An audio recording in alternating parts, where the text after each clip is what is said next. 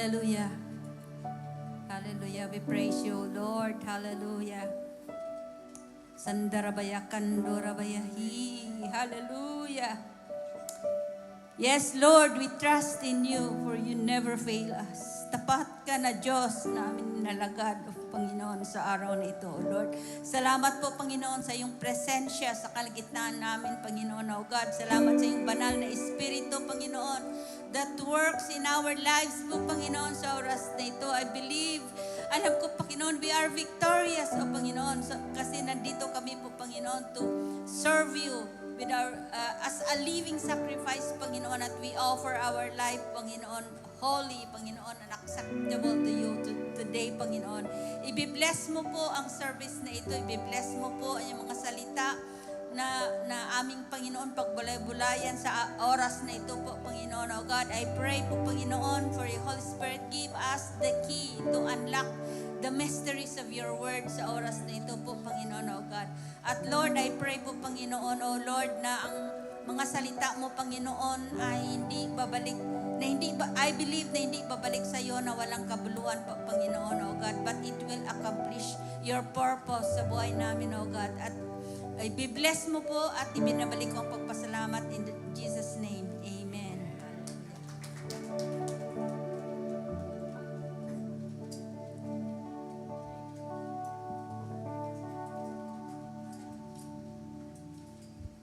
Hallelujah. Salamat music team for leading us to worship God.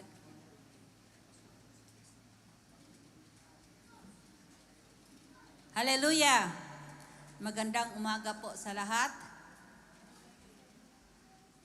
Ready na ba kayo sa ating word sa araw na ito? Naalala ko yung compose ni Brother Bobet eh. Ewan ko kung sino nakabasa noon. So alam na this, mag-real talk tayo sa oras na ito. O sige, maghanap kayo ng partner nyo. Harap ng partner. Huwag na magpunta sa layo, yung katabi nyo lang. Harapin nyo. Sige. Sasabihin nyo, sunod ka, sasabihin nyo. Makinig ka. Kasi, kapag hindi ka nagbasa ng Bible, hindi mo magets ang story nga sa araw na ito. Kasi po, madami akong story sa oras na ito. Kasi, ang topic po natin sa umagang ito ay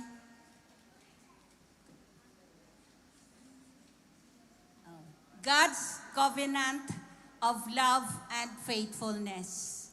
Ang Panginoon po ay may covenant siya sa atin. So, ine-expect nyo na dahil ipoprove ko sa iyo yung covenant ng Panginoon at ipoprove ko sa iyo yung sabi niya sa salita niya sa Hebrews 13:8 that He is the same yesterday, today, and forever. So, i-expect nyo na madami akong kwento kasi ikwento ko ngayon from Genesis to Revelation. So, sino ba ang nagutom ngayon? Maganda. May kape doon. Hindi ko tinago yung kape eh. Nandun. So, ang ating text ngayon ay makikita sa Deuteronomy chapter 7 verse 9. Pero bago natin babasahin, so alam po natin na from the Old Testament down to the New Testament, makikita po natin doon ang thread of what we call the covenant of God's love and faithfulness for us. So from the Old Testament to the New Testament, so ina-expect nyo yan na from Genesis to Revelation, mayroon pong isang thread, yung nagtahi-tahi po siya, nagkadugtong-dugtong po siya. So there is a thread that stretches from Genesis all the way to Revelation. So tingnan po natin yung ating text. Sabi po doon sa text natin, sabi po doon, therefore, know that the Lord your God, He is God, the faithful God, who keeps covenant and mercy for 1,000 generations with those who love Him and keep His commandments. So, dito po makikita, God shows here that we have one God and one story and one Redeemer. As we know that alam po natin na ang mundo natin ay madaming religions. Di ba? Madami. Si Buddha thought of a lot of great things, amazing things. But one day, Buddha died. And guess what? Its bones are still buried here on earth. Maganda yung mga teaching ni Buddha. Pero nang namatay si Buddha, anong nangyari? Naiwan pa rin yung bones niya dito sa lupa. Si Confucius, a great founder of a religion, he was one of the most influential philosophers of China. But one day, after all the good teaching, Confucius died. And guess what? Ang kanyang mga buto ay naririto pa rin sa lupa. Islam, one of the greatest religions of the world. But one day, Muhammad died. And guess what? The prophet bones are still buried in this world. Nakuha niyo? But 2,000 years ago, Jesus died. On the third day, He rose from the dead and tells us that your God, my God, and our God is alive. That's give us a confidence to trust in Him. So this morning, I am not talking, hindi po ako preach dito about many religions. I'm talking about the God that we serve. And here, God is telling us sa ating text, sabi sa ating text, the Lord your God, He is God. And then He tells us that He is faithful.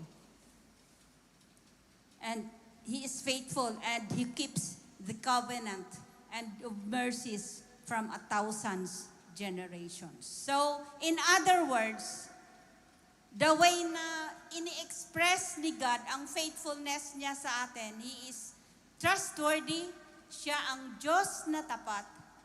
That is why that was the never hindi po natin nakita sa never in the history of the world na ang Panginoon po is unfaithful to His promises. So, papaano natin i-attach ang faithfulness ni God? Kasi sabi niya sa verse, He is God, the faithful God, the God of covenant and mercy for 1,000 generations. So, pero may karugtong po doon. Doon lang po with those who love Him and keep His commandments. So, basically, dito po makikita natin na even in the destructive fall of Adam and Eve, God showed His covenant of His love. Despite the fact that the Bible is composed of 66 different books, 40 different authors, mga tao na hindi sila nagkakilala, hindi sila nagtagpo-tagpo, hindi natagpuan ni Moises si Nehemiah, hindi natagpuan ni Nehemiah si David, hindi natagpuan ni David si Paul, or hindi sila nagkatagpo-tagpo. But apparently all the stories, despite the fact that they have been written in iba-ibang yung lugar po, yung mga author na sinasabi ko kanina na 40 authors na yun, iba-iba ng lugar kung nasaan sila na part of mundo. Over the span of 1,400 years, they talk about one stories. Hindi, noong una, di ba, wala naman Wala naman internet una, wala naman telepono, inamang, Hoy, Jan, ano bang sinulat mo sa libro mo? Hoy, Moises, ano bang, hindi, wala pong ganun sa atin nga. Mahilig tayo sa chismis eh. Mahilig tayo sa lahat ng mga current event ngayon, natin. Pero noon una, wala. So we can imagine na 1,400 years nila sinulat itong libro na ito at hindi 40 authors po sila pero hindi sila nagkakilala, hindi sila nagkatagpo-tagpo. Pero nalalaman po natin na they talk about one story. And that makes the Bible amazing and that makes the Bible true. So, they are independent. Bawat isa sa kanila, they are independent stories in their own. Pero makikita po natin, they are interconnected. Nagkadugtong-dugtong po sila. This is unfolding stories and the story with one author, one burden, and one destination. Kahit po hindi sila magkakilala, pero isa lang po yung kwento nila. Isa lang po yung burden nila, isa lang po yung destination nila. So, if we read the Bible carefully, we will begin to notice that mayroon pong thread throughout the Bible na nagkadugtong-dugtong. So, umpisahan ko po. Una, in the Adamic Covenant. Sabi ko sa iyo, makinig kayo dahil simula sa Genesis 2. In the Adamic Covenant, diyan po makikita natin na a love that covers. Alam niyo na yung kwento, ewan ko lang kung di niyo alam sa Adamic Covenant, sino yung kwento dito? As we all know that the right after the fall of man, nagkasala po ang tao. Di ba? After na nag-fall si Adan at si Eva, ang tao, ang innocence nila ay, it made to broken. Innocente sila, di ba? Nasasabi ko innocente, hindi ako magkwento ngayon kung ano nangyayari sa kay Adan at sa kay Eva kasi maabutan tayo ng 3 oras dito kung ikwento ko. Kaya sabi ko kanina, hindi mo mag-gets ang story kapag hindi ka nagbasa ng Bible. So, di ba, innocente sila nung una. Di ba, nung nasa Garden of Eden pa sila, hindi sila nagkasala. They're naked. Nagkitaan, uy, wala kang magtabon ka. Di ba, wala. Innocente sila. They did not know. Wala silang pake. Na wala silang damit at that time. So, and one of the first evidence of sin na pumapasok sa puso ng tao ay shame. After na nagkasala sila, ano ang pumasok sa puso nila? Diba? Shame, diba? Anong ginawa nila after na nagkasala sila? Hindi ko na ikwento kung bakit sila nagkasala. Alam ko, that's a very, kahit bata siguro alam niyo ng kwento. Ano nangyari after sila nagkasala? Di ba nagkahiyaan sila? Siguro ganon-ganon sila. O kaya kumukuha. Di ba anong ginawa nila? Shame. So alam mo na mayroon kang mali. Alam mo na mayroon kang kasalanan. Hindi ka komportable. Ikinahihiya mo. As a result, nobody tells Adam and Eve that they are sin. They just shame. They started to run away from God. And what is the effect of sin? Ano ang epekto ng shame? You start to hide. In real talk tayo, di ba kung may ginagawa tayong kasalanan, nahihiya tayo. At anong ginagawa natin first of all? We hide. Di ba? Anong nangyayari sa story? So dito nakikita, they saw themselves naked. At ang ginawa nila ay pinagtatakpan nila ang kanilang hubad na katawan. They are been naked for a longest time. Matagal na hindi pa sila nagkasala. Matagal na sila na nagstay doon sa Garden of Eden at so wala silang damit. Matagal na So they were in a way of nothing to actually really cover from. Back then, why? The feeling of need. Bakit kailangan nila natatakpan yung sarili nila? Di ba? Pag mayroon kang kasalanan, kailangan mong pagtakpan. Di ba? Parang flood control lang yan eh. Nakarelate, no? Real talk tayo, no? Pag mayroon kang mali, it's just a human instinct to cover up and anong gagawin mo? Pag mayroon kang mali, instinct na ng tao yan as a human. Pag mayroon kang mali, you cover up and hide. But there is something amazing here. Sa buhay ni Adam and Eve, in their attempt, failed to cover up. Nag-fail sila sa cover up ng sarili nila sa pamamagitan ng dahon. Di ba?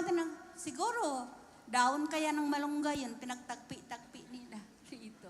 Or dahon ng anahaw, or ano kaya yung, kasi wala naman tayo doon.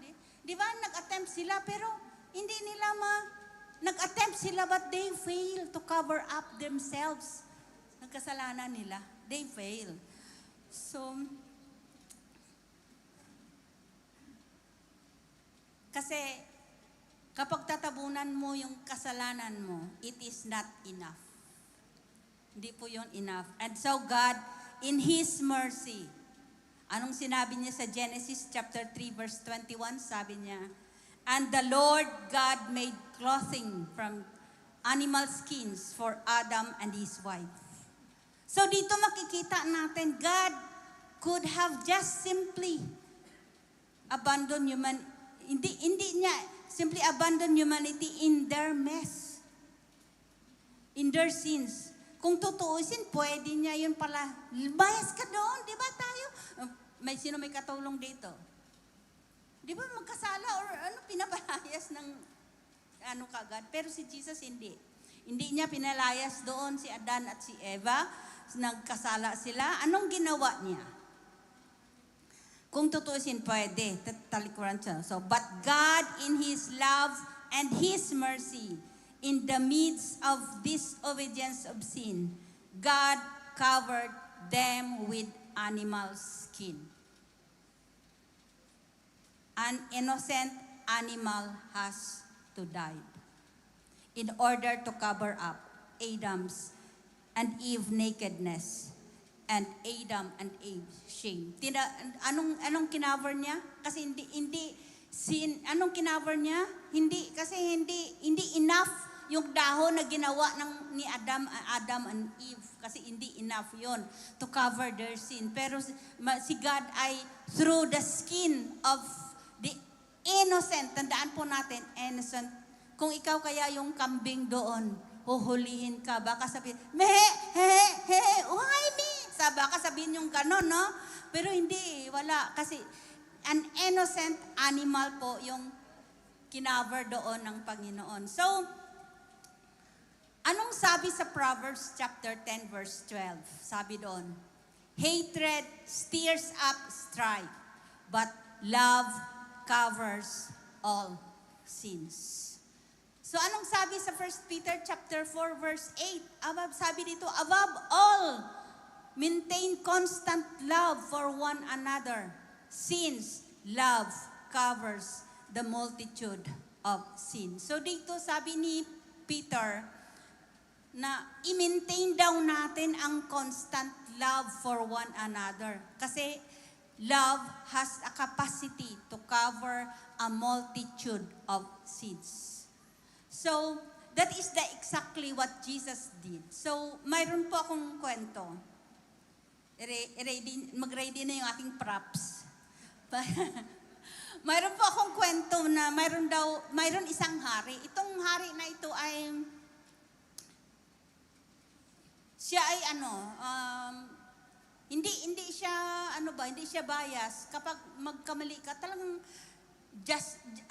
talagang ang mali talaga. Hindi niya, kung magkamali yung mga sinasakupan niya, talagang ina-apply niya talaga yung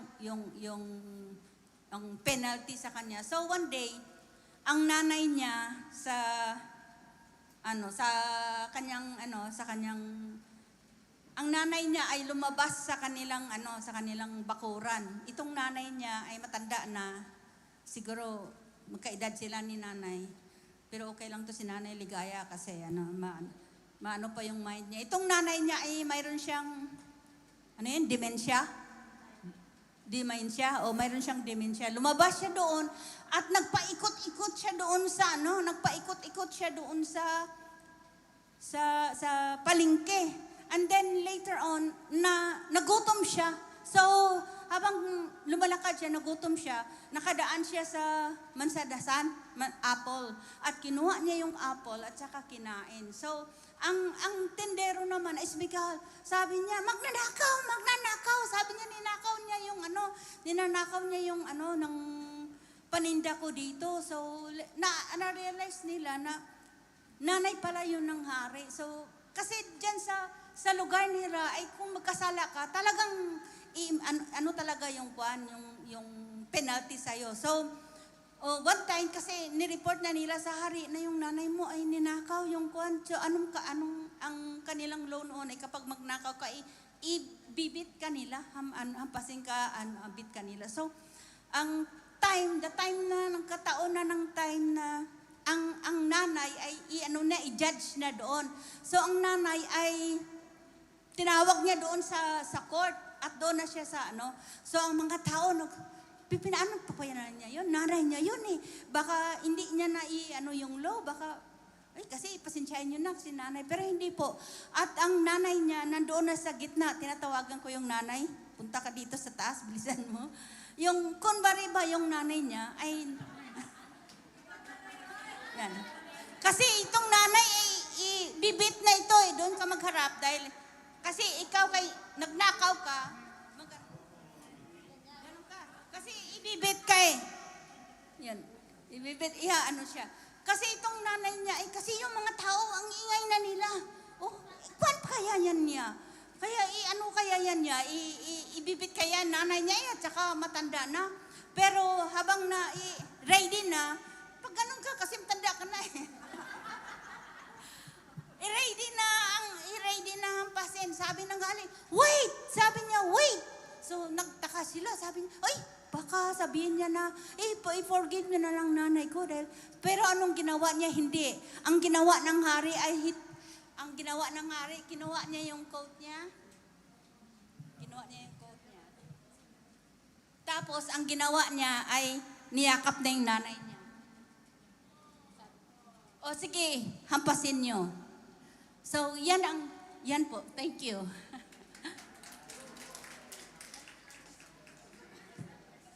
So, the same way po sa atin. The same way sa atin po, 2,000 years ago, Jesus covered us. And that is the Adamic covenant. A love that covers. Sunod po sa Adamic covenant. Anong sunod sa time ni Adan? So here comes the Noahic covenant. Noahic covenant. So dito po makikita natin. So sino makarelate dito? Anong kwento dito? Alam ko si Kuya Charles lang kakaalam nito Anong kwento ni Noah? So this Adamic Noahic covenant is the mercy of God. Dito nakikita po natin sa Genesis chapter 8 verses 2 to 21. Sabi po dito, 20 yata to. Sabi po dito, then Noah built an altar to the Lord and took to every clean animal and every clean bird and offered burnt offering in the altar. Verse 22, and the Lord smelled soothing aroma. Then the Lord said in his heart, I will never again curse the ground of men's sake, although the imagination of man's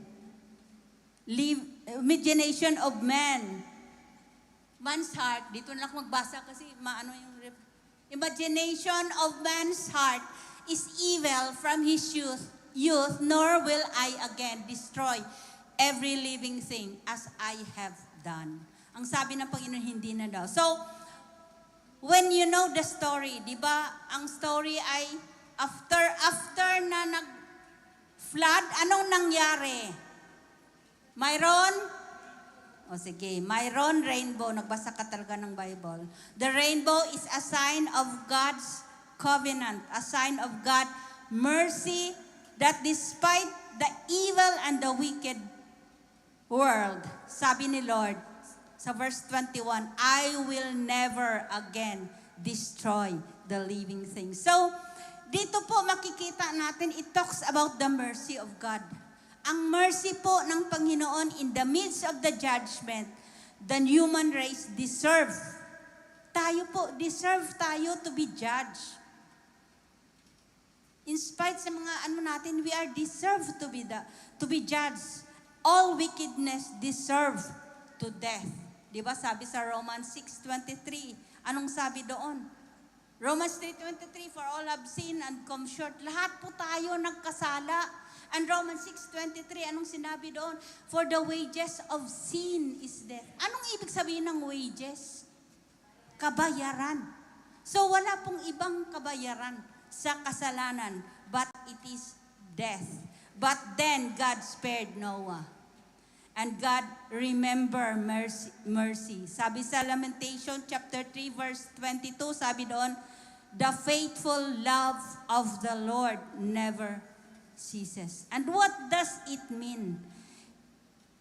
Hindi niya sinabi dito na the faithful love of God ends when you start becoming unfaithful eh. Di ba hindi sinabi ng Panginoon kapag hindi ka faithful, maginto na yung love ko sa iyo, ang faithfulness ko sa iyo. Hindi niya sinabi yan. So pag madami ka ng kasalanan, ginawa hindi niya sinabi yon. Ang sinabi sa verse, the faithful love of the Lord never ends. His mercies never cease. It never stop. Yung awa ng Panginoon ay hindi po hihinto. Kaya nga parati natin maririnig yan eh. Di ba? Parati natin naririnig na may awa naman ang Diyos. Totoo yan. Ang hawa, ang mercy niya ay never ceases. God in His mercy will never ceases. Ang sabi niya sa Lamentation, Lamentation 3, verse 23, sabi niya, great is His faithfulness. His mercy begin afresh each morning. Araw-araw po bago yung mercy ng Panginoon. So, pag may bagong araw, may bagong pag-asa. Yun ang pag-ibig ng Panginoon at yun ang awa niya. They are new, they are fresh every morning. Pakiano na lang po kasi yung si Lola po ay medyo hirap na magbasa. Pakistop na lang po yung So, yan po ang ng Panginoon. They are new, they are fresh every morning. Sabi doon, great is your faithfulness, O God. So, yan po yung nasa Noahic covenant. Alam niyo na sa Adamic, ang love niya covers multitudes of sin. At sa Noahic covenant is mercy niya. So, sa sunod po, anong covenant ang kasunod ni Noah? It is Abrahamic covenant. The love of God that provides. Sino po dito ang hindi nakakaalam ng kwento ni Abraham? Sa totoo lang, sabi kayo ng totoo, hindi po nakakaalam ng kwento. This is the time when Jesus tested Abraham. Di ba? Ang Panginoon, sinabi niya, God told Abraham that He will be the father of many nations. And that was fulfilled basically in Christ. Sabi, but then, alam natin na the main problem, alam po natin ang problema ni Father of many nations, pero may problema po si Abraham at saka si Sarah. Anong problema nila? They are barren. So sabi ni Sarah, at 100, si Abraham is 100 and Sarah is 90 years old, hindi sila makakaanak. So paano pa sila ma-father of every nation, lahat ng nation? So but then, at the age of, ilang age nang ipinanganak si Isaac? At the age of 101 and Sarah was 91, the son of promise was born. At mahal na ni Abraham, si Isaac. But one day, anong nangyari na one day? The Lord told Abraham, sabi niya, Abraham, I want you to take your son, your only son, the son that you love, at iaalay mo siya sa akin. So, why would God want to do that? Bakit kailangan ng Panginoon gagawin yun kay Abraham? I-promise nga yan, ibinigay niya nga yan. Sinabi niya nga na, he is the father of every nation. Bakit kukunin niyo pa yung promise na yung anak na binigay niya as a promise? So, the Bible says it is means to test Abraham's heart. Kaya sinabi niya yon para maititest niya yung heart ni Abraham. Follow even it is hard. So, they are walking along the Isaac. Kasi alam mo, nang naglakad sila, i-shortcut ko lang kaya sabi ko kanina, pag hindi kayo nagbabasa, hindi nyo mag-gets yung kwento. Habang naglalakad sila, kasi 101 na si ganon-ganon siguro siya. Tapos si Isaac naman, may pasan-pasan siya na kahoy, siguro gano'n. Sabi ni Abraham, anak, mag-alay tayo sa Panginoon. Sabi niya, o sige po, daddy, saan tayo? Doon sa bundok. So, kasi natin, mag-alay sila. Kasi hindi na yun, bago kay Isaac, yung mag-alay-alay na. Hindi na bago yun So, alam niya na yun, ang ngayon. Tingnan natin ba sa Genesis chapter 22? Anong sabi doon sa Genesis? Sabi niya, take your son, your only son, yes, Isaac, whom you love so much, and go to the land of lakas.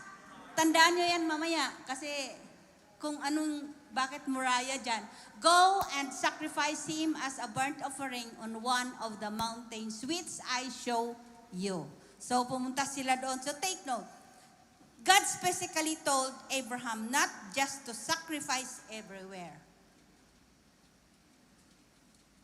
He told him, I want you to go and sacrifice your son here on the Mount of Moriah. So, as they go walking, probably the hardest for Abraham, ano ang pinaka-hardest sa buhay ni Abraham?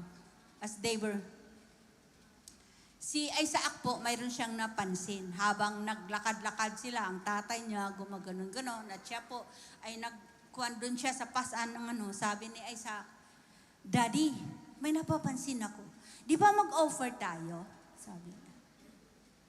Mayroon tayong wood. But where is the lamb? Nagets nyo? Nagets nyo yung story? Sabi niya, mag-o-offer tayo, may kahoy tayo, pero wala tayong i-o-offer. Anong sinagot ni Abraham? Kung ikaw si Abraham, tatanungin ko yung mga tatay, if you are Abraham, ano kayang sasagot mo sa anak mo? Sasabihin mo na, Nak, sorry nak ikaw kasi papatayin Yun ba sasabihin niyo sa anak niyo? You can imagine kung ano kasakit ang naramdaman ni Abraham. Mahal na mahal niya, binigay promise niya na bata. But you can imagine ang kasakit na naramdaman niya. Siguro pinipigilan niya yung luha niya. So, and when they got about, sabi, anong sinagot ni Abraham doon kay Isaac na nagtatanong siya? Nasaan na yung lamb? Ang sabi ni Abraham, the Lord will provide. Parang utal-utal pa ba siya? Hindi siya sigurado. Pero sabi niya, the Lord will provide. Yun ang sinabi ni... Kasi mababasa natin dito, Genesis chapter 10. Anong sabi dyan? Genesis chapter 22 verse 10. And the Lord picked up the knife, and Abraham picked up the knife. Pagdating na nila doon sa Mount Moriah, naggagawa na sila doon nagpa-file na sila doon na para na ready na yung naggawa na sila ng ano doon, apoy, na ready na. So sabi, and Abraham picked up the knife to kill his son, a sacrifice. At the moment of the angel of the Lord called to him in heaven, Abraham. Sabi niya habang, siyempre, gumaganon. Alam niyo yung story kasi hindi ko na, alam ko, napaka-basic na story yan eh. So, habang tinaas niya na yung knife, pero anong sabi ng angel? Sabi niya, Abraham, Abraham. Sabi niya, yes, Lord. Sabi niya, here I am. So, at saka sabi sa, ang sunod na verse. Sabi niya, don't lay a hand on a boy. The angel said, do not hurt him in any way. For now I know that you truly fear God. You have not withheld from me even your son, your only son. So, may sunod na verse pa? Kasi masilaw dito. Then Abraham took, and so doon, sinabi niya, stop. Sabi niya, wag mong i-ano yung kamay mo. Kasi ano nangyayari doon sa verse 13, the Lord took up and saw the ram caught. Nakita niya doon sa unahan, ang ram, or sa ibang version is a lamb.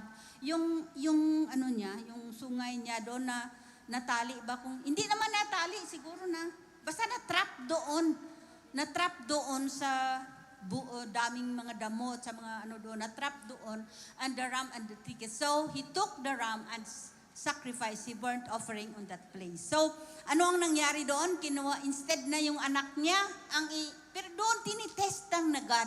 Pero hindi naman, sa totoo, hindi naman ni God yun, binigay niya ngayon, may promise na nga siya na He is the Father of all nations. Bakit niya pa ipapatay? God, test lang ang heart. Kaya minsan sa buhay natin, may mga pagsubok tayo, may mga dinadaanan tayo. Na parang minsan ay maki-question natin, bakit Lord? Bakit ganito? Bakit faithful naman ako sa'yo? Nakarelate ako, no?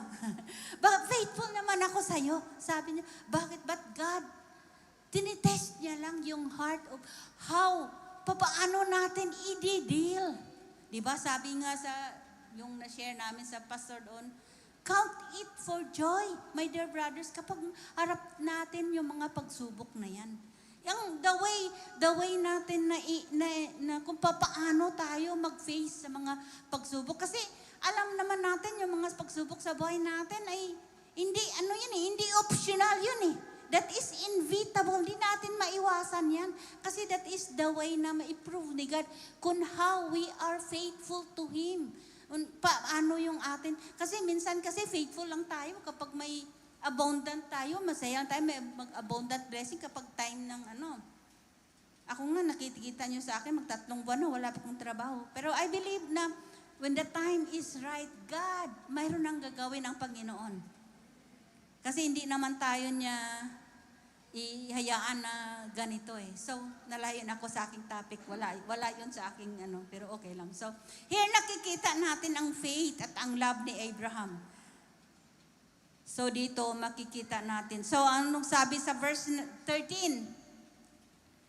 Doon kuha na ng Panginoon. So, on the mountain, dito po makikita natin in the mountain of the Lord.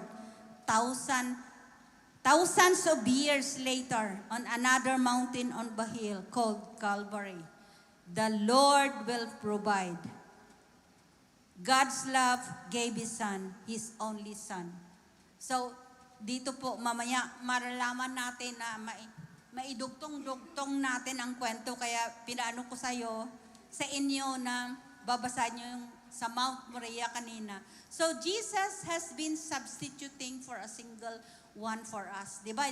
In the mountain of Calvary, 2,000 years ago, ay si Jesus po nag-substitute sa mga sins natin. Sa sunod, 20 minutes, may kwant pa. So, sunod, ang Mosaic Covenant. Kasi galing sa Adamic, tapos sa Noahic, at saka Abrahamic, 2 na lang, 3 na lang. Mosaic Covenant. Ano pong nangyari sa Mosaic Covenant? It is the love that atones. Anong nangyari doon? Diba? If you know the story of yung sa life ni Moses at saka mga Israelites, di ba, nagiging slaves sila ng mga Egyptians. Di ba? Pharaoh did not want them to let the nation of Israel. Hindi sila pinapayagan. And so the Lord, anong ginawa ng Panginoon? Nagpadala siya ng ano? Nagpadala siya ng pest, or sa Bible, yung word na tamang word? Plague doon. Ilang plague yung doon pinadala doon? 10. So, ang pinadala, so the Lord sent a plague after plague to convince Abraham. Ay, Parao pala. Abraham. So talagang matitigas ang puso ni Parao. But finally, the last plague was so terrible. One among the plague. Ano yung last plague ang nangyari? Di ba ang last plague ay patayin yung mga firstborn? Dito sa Exodus chapter 11 verse 5, ano sabi doon?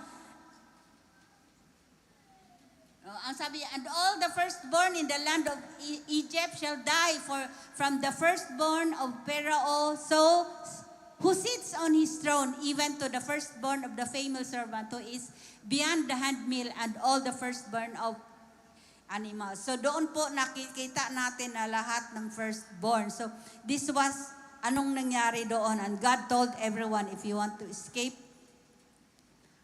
Dito po nakikita natin, nasaan na tayo? Pero anong nangyari? God provides something. Di ba? Yung sinisave niya, yung anong sinabi niya doon sa mga Israelites? Anong gagawin nila? Kayo na magkwento sa akin dahil ano?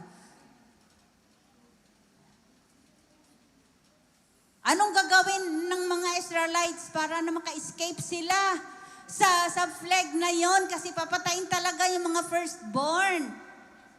Sige, paalam niyo sa akin. Ayon, si Kuya Charles. Alam ko si Kuya Charles. Alam mo si Kuya Charles, nagbagkid-bagkid niya doon sa pool eh. So, anong sabi doon sa Exodus chapter 12 verse 3 to 5? Sabi doon, Exodus chapter 12. Sunod. Sabi doon, speak to all the congregation of Israel, saying, on the 10th of this month, every man shall take for himself a lamb. Tandaan nyo ano yung offer dito? A lamb, according to the house, to the house of his father, a lamb of a household. And if the household is small for the lamb, let him share to the neighbor, to the house, take according to the numbers of a person. So, your lamb shall be without blemish. Yon ang requirements kapag mag-offer ka. A lamb, hindi kalabaw, but it is a lamb without blemish, a male, and a first, panganay pa, and we take them for the sheep of the goat. So, ang aalay na pwedeng ibibigay natin sa Panginoon ay without blemish. That is the worthy sacrifice. At anong instruction doon sa verse 6 to 7? Now you shall keep it until the 14th day. Ano mo pa? Sa 10th day, and the 14th mo pa yung kakatayin. The 14th day, the same word. Then the whole assembly of the congregation of Israel shall kill at twilight. Sa hagabi, papatayin mo na. And then they shall take some of the blood, put into the doorpost and to the lintel of, ibaghid nila ang blood. Kasi po, sa redemption po, ang forgiveness is through the blood. Di ba? Forgiveness. Kasi, anong sinabi sa, Romans 3:23, for the wages of sin, hindi, for all have sinned and come short. Tapos, lahat tayo nagkasala. Romans 6:23, for the wages of sin is death. Anong sinabi sa Hebrews? Without the shedding of blood, there is no. So, mayroon pong importante po yun. So, ang gagawin nila to escape the death, ay lagyan nila ng blood yung dalawang doorstep, yun dito. Amba ba yun? Amba ba yun?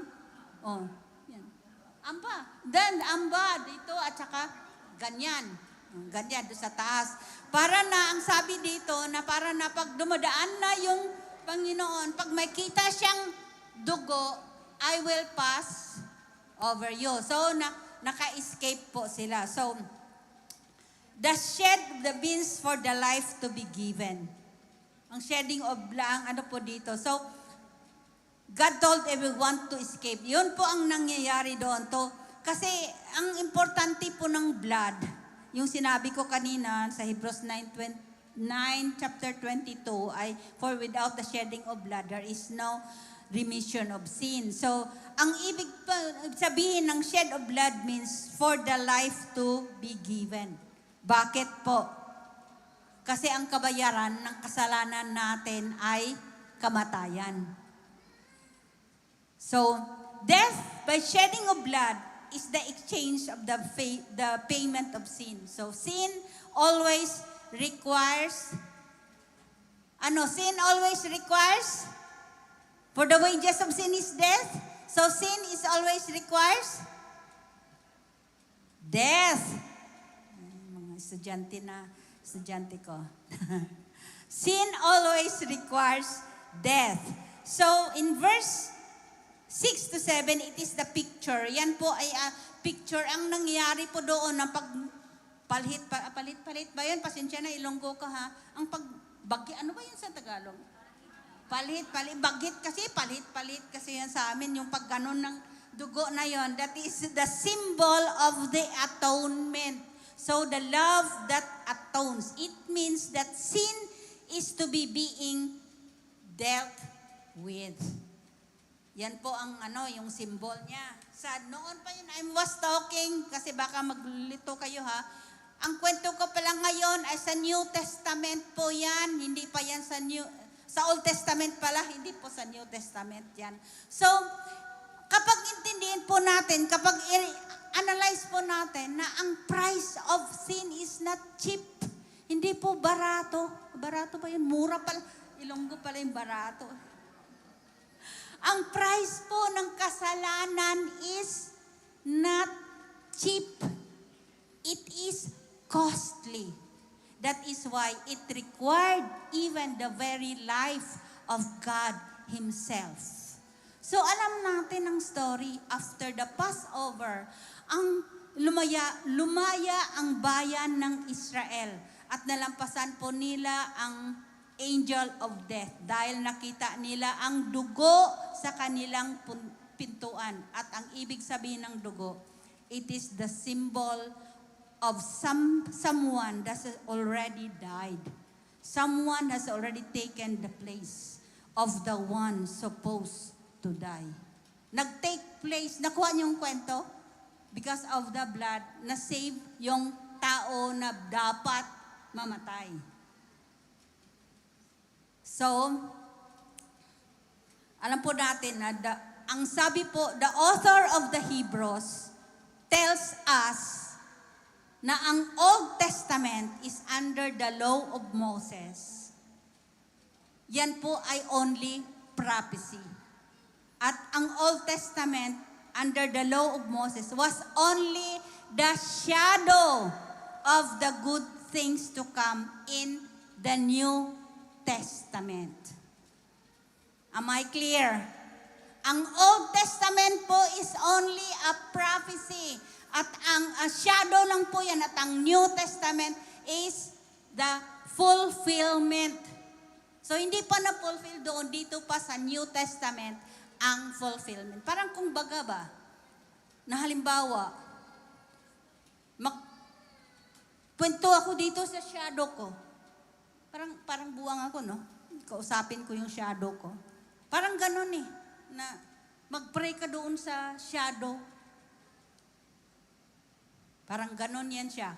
So, the Old Testament is the prophecy and the New Testament is the fulfillment. Sabi po sa Hebrews chapter 9, chapter 22, yung nabanggit ko kanina, na in fact, according to the law of Moses, nearly everything was purified with blood. Lahat po ay na-purify ng blood. So, for without the shedding of blood, there is a fulfillment, there is a forgiveness. So, ano po yung element na doon sa atonement, doon para ma-atone yung sin natin. Ano po ang nakalagay doon kanina sa binasa natin sa ano po yung element doon, di ba? Pina-remind ko kayo kanina. Take a lamb para na maka-escape tayo. Take a lamb, ano pa? Male and without blemish. So, but then fast forward, ipa-fast forward po natin after 1,500 years na sa ano ni Moises, sa pag-rule ni Moises. Alam po natin na si John the Baptist was baptizing and the woman in Jordan of River, and he saw a man coming. Doon sa Old Testament ay kailangan mo yung lamb para ma-forgive yung sin mo. Kailangan mo ang male. Kailangan mo without blemish. For dito sa New Testament, sabi po sa John chapter 1 verse 29, sabi po dito, ano ni John? Behold, a lamb of God who takes away the sin of the world. Kasi doon sa lamb, pero kaya tinatawag si Jesus kasi sa New Testament siya ang magpo-forgive ng sin natin. Kaya tinatawag siya na a lamb of God. Am I connected? So, sabi sa 1 Corinthians 5:7, sabi dito, Christ is our Passover lamb has been sacrificed. So, it is under sa law ni Moises, it is a love that atones. Madali na lang po tayo, second to the last. Number 5, that is a Davidic covenant. Sa time ni David. Ito po ay a love that is faithful forever. May time pa? Okay pa. 30 pa lang, 11:30 pa lang. So, this is the last covenant before the Messiah will come. Ito pong pinaka-last ng covenant ng Panginoon sa Old Testament. So, God has promised, may promise ang Panginoon kay David. Ang promisa niya, sabi niya sa simula daw sa kanya, hindi mawala ng hari na umuupo sa lineage niya. That there will be always a king seated on the throne. And as you know, in the Bible, the history of King, pasunod-sunod po yan. Kung malalaman na from David to Solomon, then anak ni Solomon, anak na naman ng anak ni Solomon, pasunod-sunod po yan. Yan ang kailangan ang maupo sa throne is under sa lineage ni, galing sa angkan ni, hindi yata kayo nakikinig eh. Anong umuupo sa throne? Anong promesa ng Panginoon? Ang upo sa throne ay galing sa angkan ni David. Yan ang promesa niya. So titingnan natin sa sabi niya sa Psalms chapter 89 verse 33 to 36. Sabi po dito, but I will not take my love from him. I will not take my love from here, nor will I ever betray my faithfulness. Yan ang sinabi ng Panginoon kay David. Hindi ko kukunin yung love ko at hindi ko ibibetray yung faithfulness ko. I will not violate my covenant or alter what my lips has uttered. Yun po ang promesa ng Panginoon sa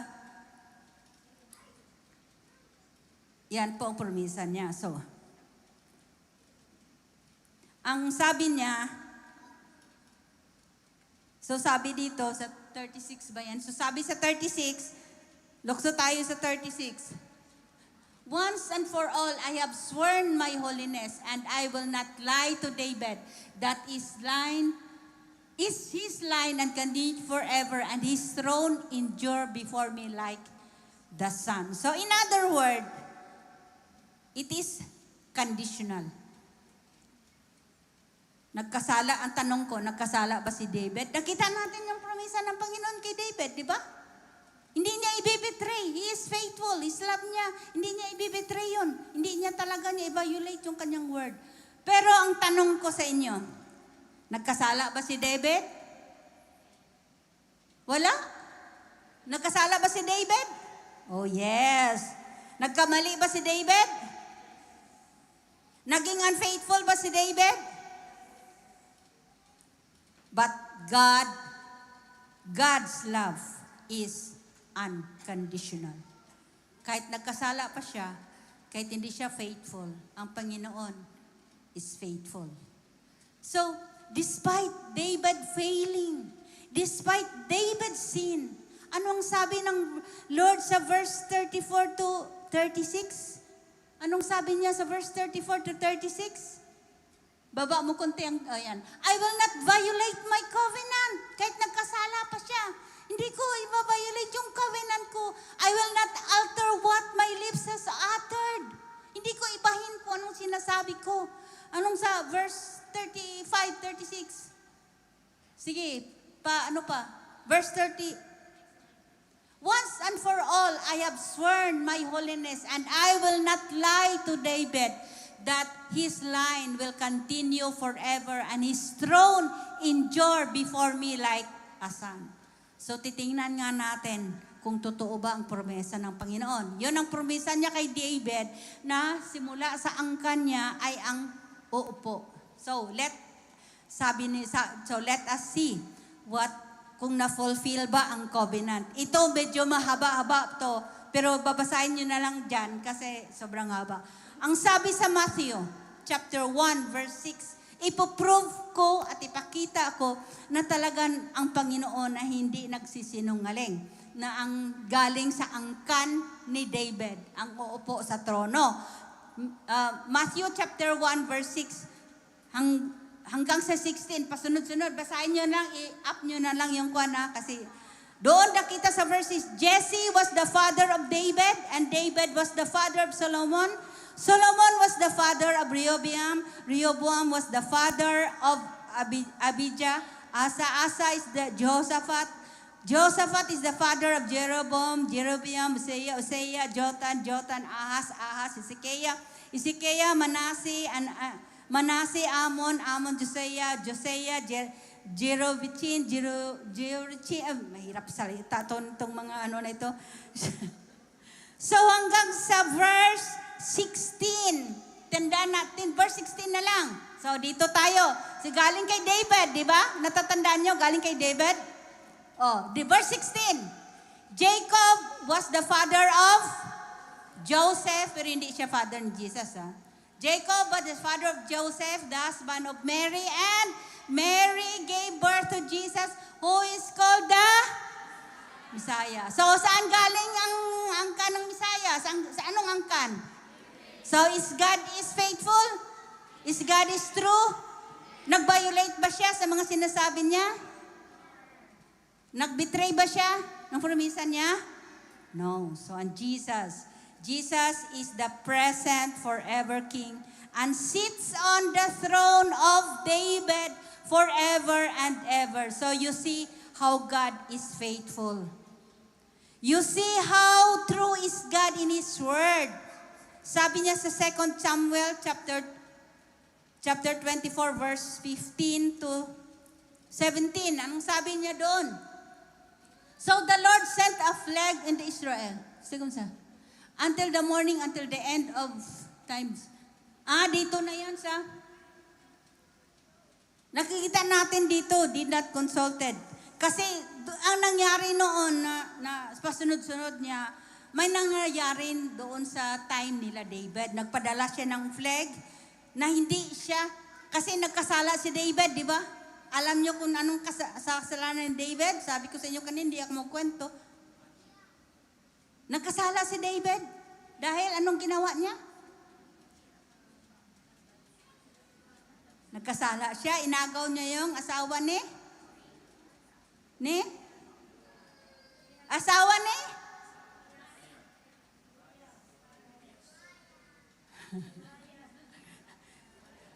nagkaanak siya kay Solomon dahil sa kay Bathsheba.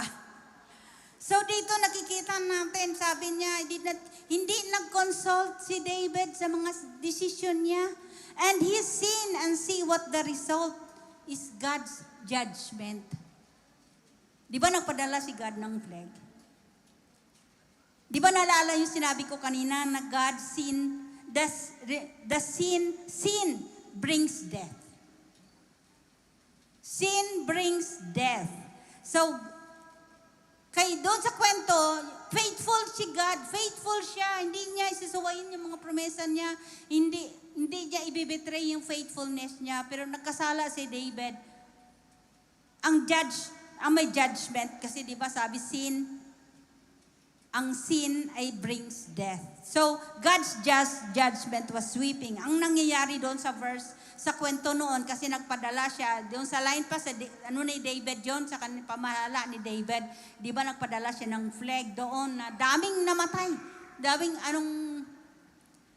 When the angels scattered out in hand and destroyed Jerusalem, the Lord relented concerning, daming namamatay doon. Pag makita mo, kasi doon, dahil nga, di ba, nagkasala si David, through David, nadamay na. Gaya din sa atin, nagkasala yung lolo natin, si Adan, si Eva. So dahil lahat tayo ay magkasalanan. So dito, nakikita natin na,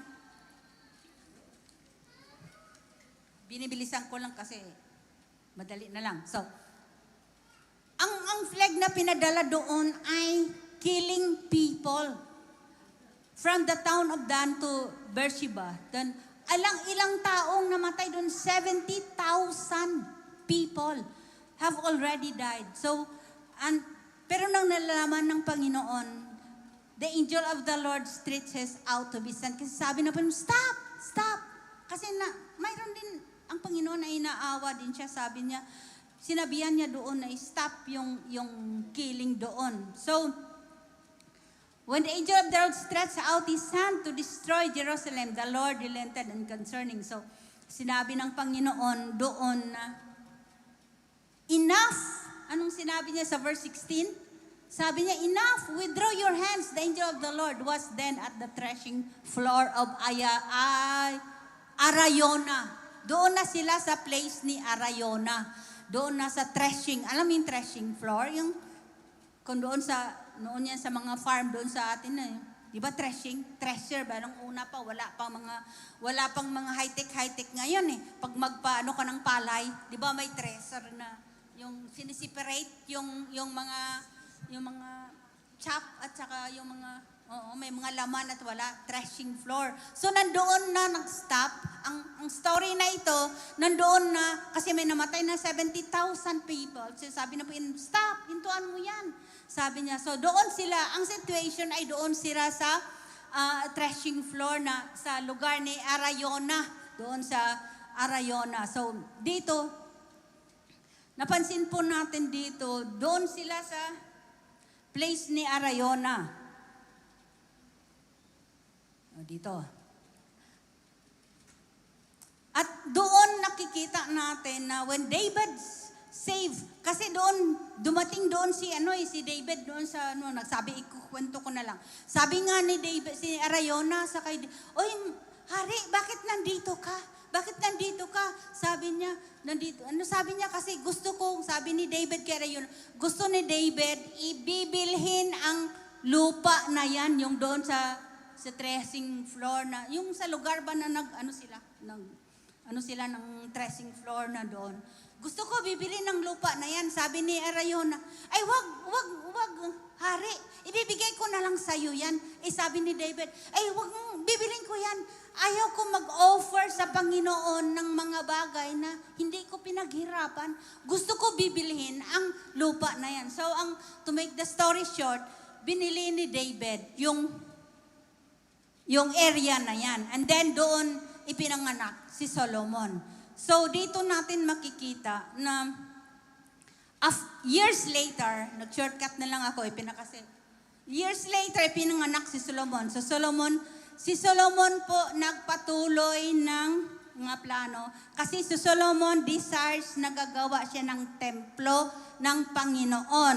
So titingnan natin sa 2 Chronicles chapter 3 verse 1. 2 Chronicles. So, Solomon began to build the temple of the Lord in Jerusalem on Mount. So, nasaan ang sinabi ni Panginoon kay Abraham niya i-offer si Isaac?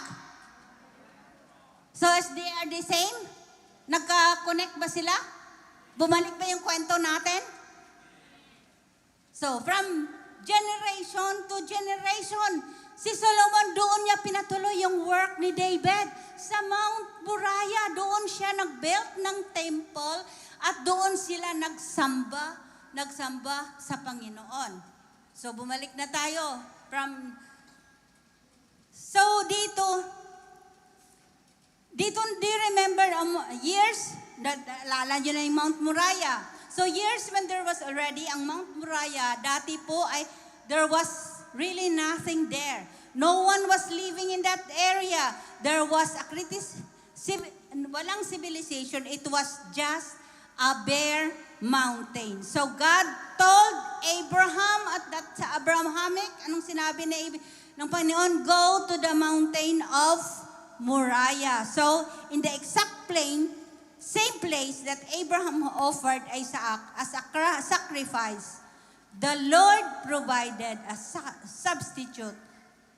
And I want you to understand that God is showing us emotions that as we human beings understand that we can relate, and for us to see something. From Abraham offered Isaac as a sacrifice at Mount Moriah, and Solomon built a temple at the Mount of Moriah, and everyday sacrifices were offered to God in the temple. And now, here comes the new covenant. Last na po tayo. Isang page na lang. The new covenant. This is the time of Messiah. Jesus was crucified approximately 0.6 kilometers from the temple in the same area to 2,000 years ago before Christ was born. On the hills, the Lord will provide a single thread. 0.6 kilometers po from Mount Moriah, yung doon na yung i-offer doon, doon ang lugar na pinako si Jesus Christ. At that the same mountain. So nagkadugtong-dugtong na tayo. So ang verse natin na He is faithful to all generations. So sabi ng Luke chapter 22 verse 19 to 20, sabi, mag-communion muna tayo. The night where Jesus crucified. Ano pong sinabi doon? He took the bread and gave thanks to the Lord, to God for it. Then He broke it in pieces and gave that to His disciples, saying, this is my body, which is given to you. Do this in remembrance of me. Dito po. So dito, after His supper, He took a cup and wine and said, this is my cup, the new covenant between God and His people. An agreement confirmed that with my blood, which I poured out as a sacrifice for you. Kasi sabi sa Hebrews chapter 10 verse 12, sabi doon, but this man, after offering his sacrifice, sins forever, sat down on the right hand of God. Hallelujah. God is faithful. God is faithful. So as I close, kung napapansin niyo po, all the covenants had to do with a sacrifice. Na yung covenants? Ilang covenants yon? Di ba? Lahat yun ng covenants will to do with sacrifice. So always had to do with an animal ending, dying. Because ang redemption is a forgiveness through the blood. Hindi tayo ma-forgive kung wala ang blood. So, but with the new covenant, it did not end with death. Sa new covenant na, doon sa mga old covenant, nag-end sila ng death. So ngayon, sa new covenant na tayo, na during the time of Jesus na, hindi po nag-end sa death. Because 3 days later, after Jesus was died, He knew that happened. Alam natin kung ano nangyari. After 3 days, hindi ko ewan ko kung di nyo alam, after 3 days namatay si Jesus. Pero mayroon pong akong, after na namatay si Jesus, kaya sinasabi, Good Friday. Di ba? Kasi doon na nag-celebrate na sila, may mga nag-procession na sila, or masaya na sila after 3 days. Pero, naalala nyo, within Saturday and Sunday, mayroon pong gap. That's Saturday. Anong tinatawag nila sa Saturday? It's a Black Saturday. Tinatawag nila na Black Saturday, di ba? Na ano nyo yan, may Black Saturday. So it is, pag alam natin, it is a dark night before the Easter. Di ba? Good Friday, pagka Sabado, di ba? Silent. Silent yun. Walang Black Saturday. Pero pag sa Sunday na din, alam natin na Sunday is coming. So bakit tinatawag na Saturday is a Black Saturday?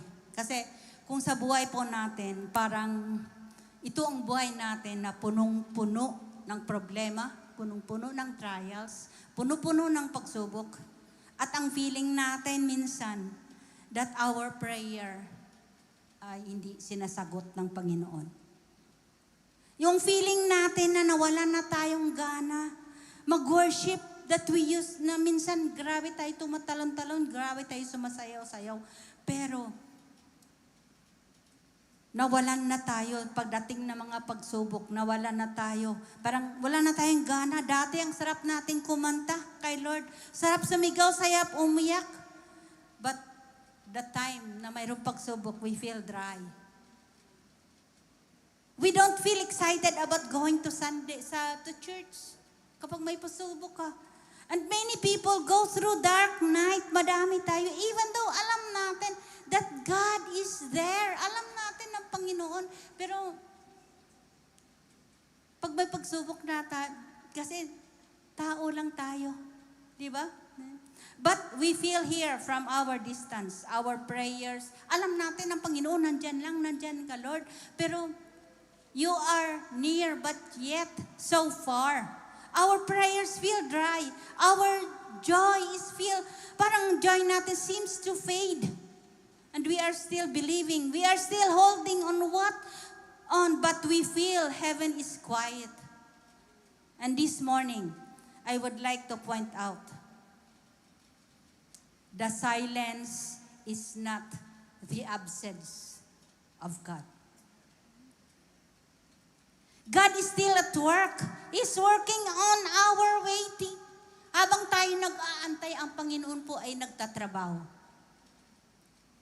God leads us to the way it does not know, in a way that we are not familiar with. He is teaching us to trust in Him. Sabi po sa Psalms 30 verse 5, sabi doon, weeping may last through the night, but joy comes in the morning. The night is real. Pain is real. Depression and discouragement are real. But it is not final. I request po yung mga musician natin to come forward. So, may pinabaanan ka bang dark night sa buhay mo? Mayroon ka bang pinagdaanan na dark night sa buhay mo? Mayroon po akong kwento. Have you ever seen, sino po nakakita ng seed dito? Di ba kayo nakakita ng seed? Maliban na sa mga bata, no? Yung buto para yun tumubo. Di ba yung seeds? Ang buto ay para tumubo.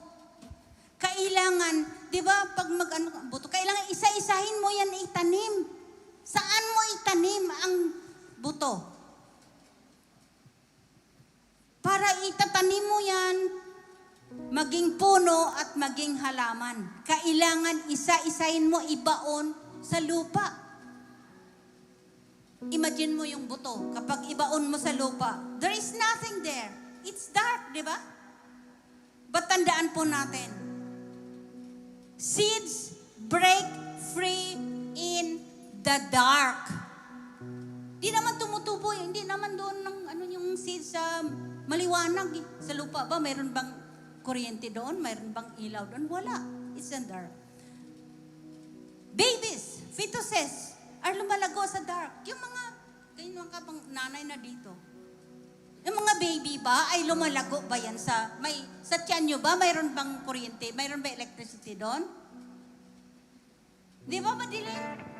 Ang mga babies nga lumalangay doon eh. Lumalaban sila. Kung ano-ano lang. Kung minsan may kinakain ka na mahanghang. Feel din nila yun. Naramdaman nila. Pagsubok nila, nilalampasan nila. They work on the night, on the dark. Seeds grow in the dark. God is doing something.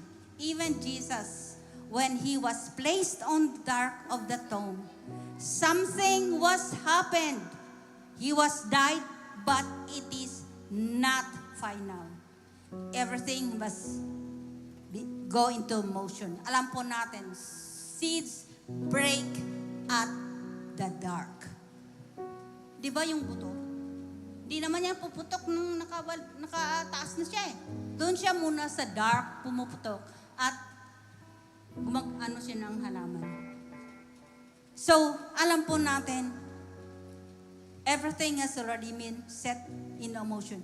Sin has been paid for. Death had been confronted. Victory has about to unfold. Hallelujah.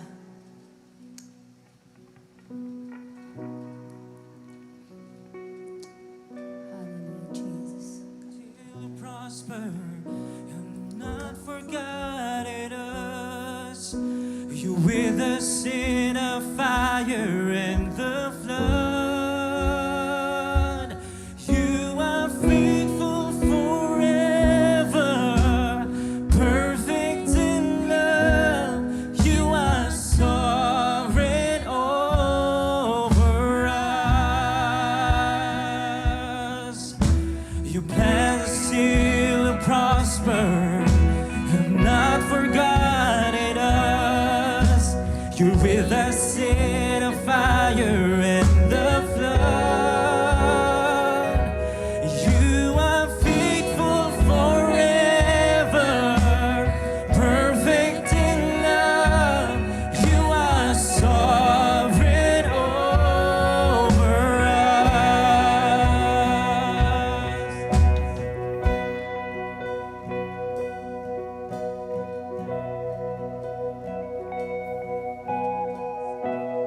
Even when the enemy means for evil, you turn it for good. You turn it for our good and your glory. Even in a valley, you are faithful. You working for our good. You working for our good and for your glory. Even when the enemy means for evil, you turn it for our good. You turn it for our good and for your glory. Even in the valley, you are faithful. You working for our good. You working for our good and for your glory.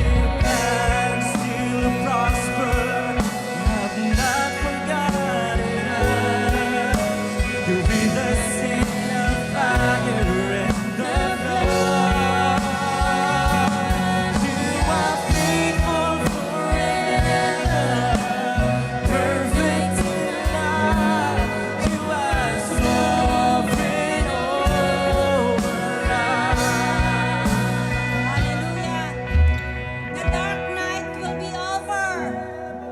God's plan for us are still prosper. He have not forgotten us. He is with us through the fire and through the flood. Deuteronomy chapter 7 verse 9 says, "The Lord our God is God, the faithful God, who keeps covenant and mercy for 1,000 generation." Verse natin, Deuteronomy. Sabi dito, He is faithful. God who keeps covenant and mercy for 1,000 generation. Pero, mayroon kondisyon. With those who love Him and keep His commandments. Kapatid, mayroon po tayong dapat i-realize ngayon. Ang Panginoon faithful siya, pero may kondisyon. Alam ko na kayo lang makakasagot. And I will give please, Pastor Jerome.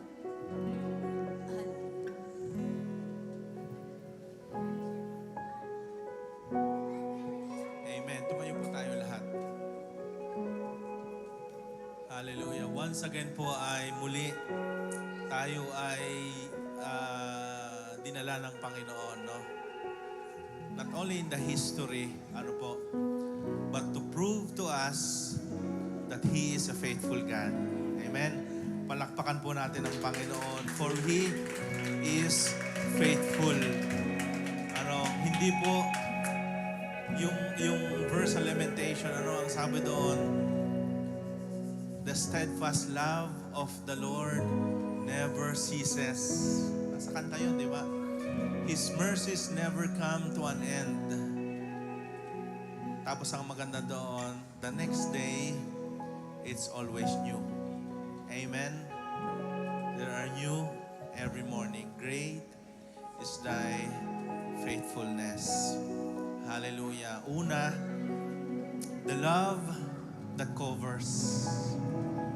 Pinakita ng Panginoon yung kanyang pagmamahal. The love that covers, the love that provides, the love that gives mercy, the love that atones, the love that is faithful forever.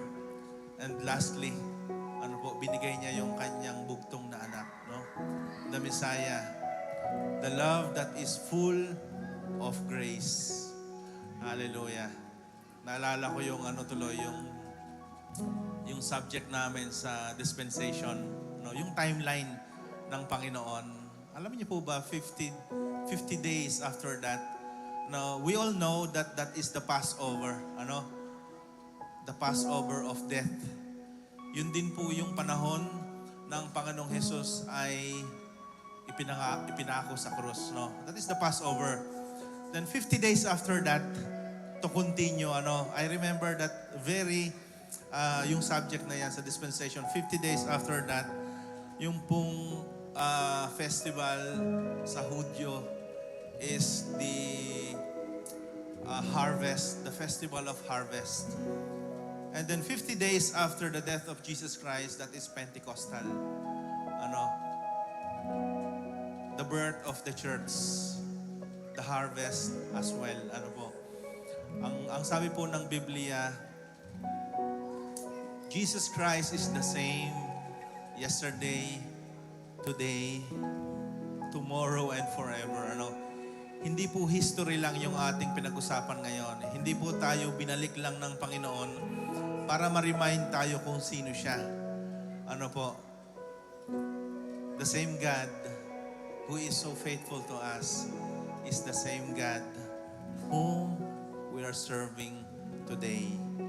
Amen? Yan po yung ating Panginoon. Hindi lang po sa history. Pinatunayan ng Panginoon. Hanggang ngayon, pinapatunayan niya that He is the same God. The God of Adam, the God of Noah, the God of Moses, the God of Abraham, the God of David, and He is our same God. Amen. Let us bow down our heads. Hallelujah. Thank you, Jesus. Thank you, Lord God, because you are the same yesterday, today, and forever, Panginoon. Thank you, Lord, dahil ang iyong pangako ay hindi nagbabago. Ang iyong katapatan, ang iyong pag-ibig, Panginoon, ay hindi nagbabago. Your mercies never come to an end. At ito po ay laging bago bawat umaga. Father, in the name of Jesus, if there are people here in this room, Lord, na what they are going through right now, Lord God, is the God that they know is a silent God. Lord, once again, Panginoon, prove to them, Lord, that you are the same God. Panginoon, the God who is faithful, the God who covers, Lord, the God who provides, the God who atones, the God who is faithful forever, and the God who is gracious.